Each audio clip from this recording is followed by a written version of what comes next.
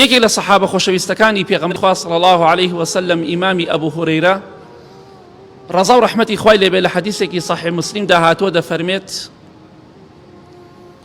دایکم مشریک و بتپەرست بوو، زۆر جار بانگی دایکم دەکرد بۆی مسلمان بێت، بەڵام بە قسەمی ناکرد، حەزم دەکرد خوای پەروەردگار هیدایەتی بدا.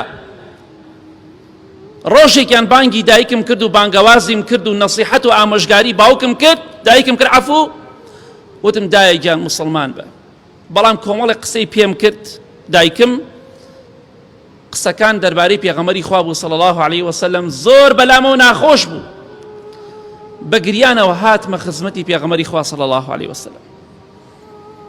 وتم ئەی پێغەمبەری خوا صلی الله عليه وسلم، دایکم بتپەرستە، بێباوەڕە، بانگەوازی دەکەم، ئامۆژگاری دەکەم، بە قسەم ناکە.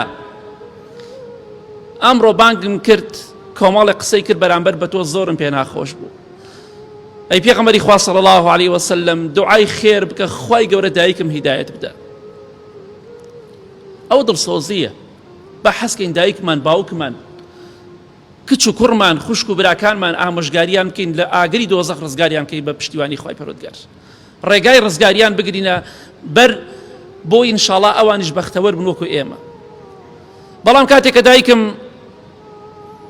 ئامۆژگاری من وەرناگرێت، ناچار ئەچێ بەلای پێغەمبەری خوا صلی الله عليه وسلم. پێغەمبەری خوایش صلی الله عليه وسلم فەرمووی خوایە گیان هیدایەتی دایکی ئەبوو هورەیرە بدە، خوایە هیدایەتی بدە، خوایە گیان وای لێ بکەی ئیمان بهێنێت. ئەفەرمێ کاتێک گوێم لە قسەی پێغەمبەری خوا بوو صلی الله عليه وسلم، دوعای خێری بۆ دایکم کرد، لە خۆشیە گەڕامەوە بەرەو ماڵ. گەڕامەوە کاتێک گەشتمە بەردەم ماڵ خۆمان، چی دەبینم؟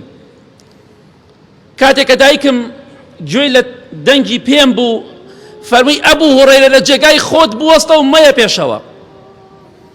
گوێم لێ بوو دایکم خۆی دەشۆر، دەنگی ئاوەکە دەهات. کاتێک کە ئینسان ئاو دەکا بە خۆیدا، زۆر جار ئاوەکە ئەدا بە زەویا دەنگی دێ. گوێم لێ بوو دایکم خۆی دەشۆرد، خۆی شۆرد، هاتە دەرەوە، جلوبەرگی لەبەر بوو، فەرمووی ئەشهەد ئەن لا ئیلاهە ئیلا الله،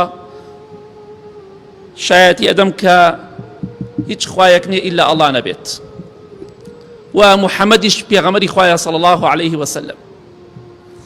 ئەفەرمێت دایکم شایەتمانی هێنا، مسلمان بوو، لە خۆشیە بە گریانەوە گەڕامەوە بۆ خزمەتی پێغەمبەری خوا صلی الله عليه وسلم. ئەگریم لە خۆشیە، دەگریم لە خۆشیە، گەڕامەوە بۆ خزمەتی پێغەمبەری خوا صلی الله عليه وسلم. وتم ئەی پێغەمبەری خوا صلی الله عليه وسلم، مزگێنی بێ لێت، خوای گەورە دایکمی هیدایەت دا.